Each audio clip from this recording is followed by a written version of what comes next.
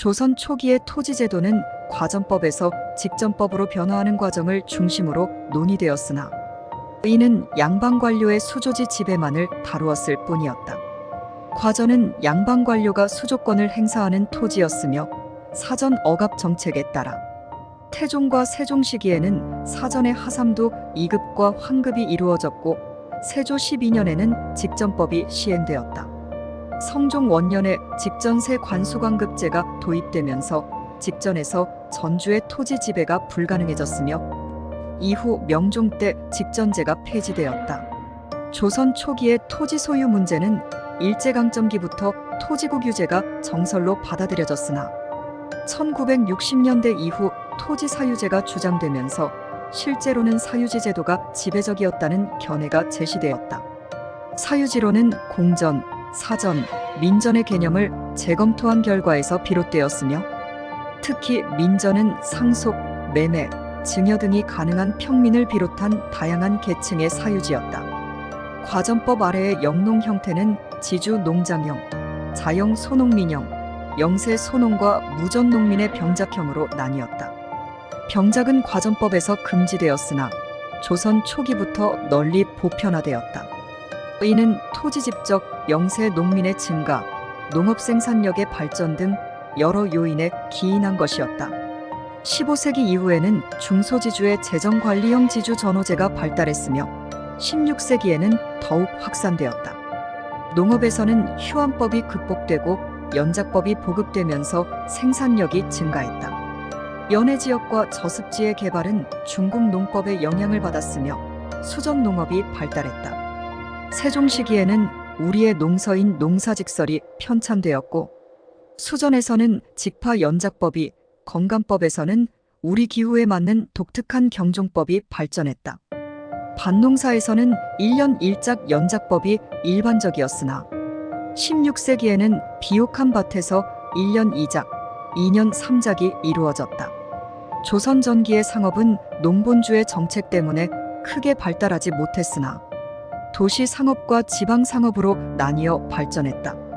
도시 상업은 시전을 중심으로 이루어졌으며 시전은 궁중과 관부의 수요를 독점적으로 공급하는 어용상점이었다.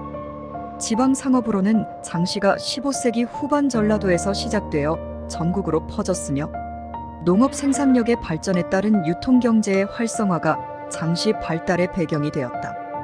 화폐경제는 중국의 영향을 받아 조지나 동전을 유통시키려 했으나 실패하였다.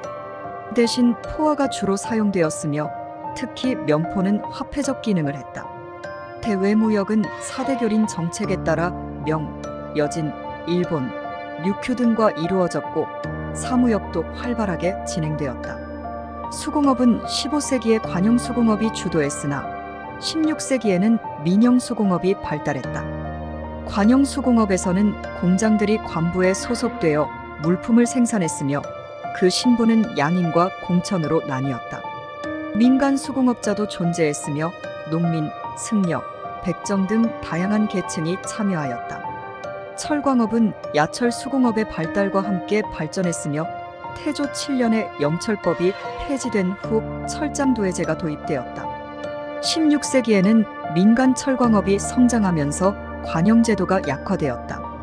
방직업에서는 견직, 마직, 면업이 발달했으며 면포는 16세기에 화폐적 기능을 담당하게 되었다. 조선 초기에는 종이가 중요한 자원으로 관영과 민영 제지업이 함께 발달했으며 조선의 제지업은 관부의 곡물로 주로 사용되었다.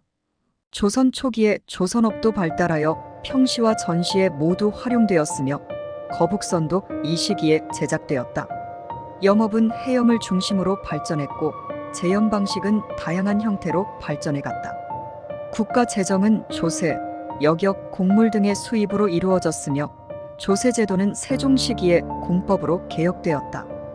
공법은 손실다펀법을 대체하며 농업 생산력의 증대에 맞춘 전세제도를 마련했다. 여격은 요역과 구격으로 나뉘었으며 요역은 민호의 노동력을 징발하는 제도였다.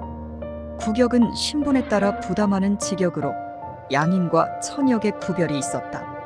곡물은 주연 단위로 민호에게 부과되는 현물세였으며 방납과 점퇴 등으로 인해 큰 폐단이 발생했다. 이러한 폐단은 후일 대동법으로 개혁되었다.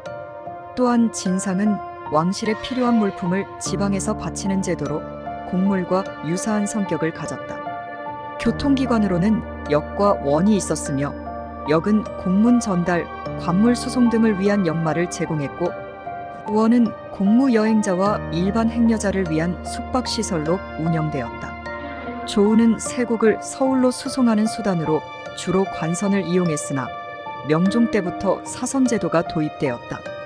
봉수는 중요한 통신 수단으로 변경의 긴급 상황을 중앙에 알리는 역할을 했다.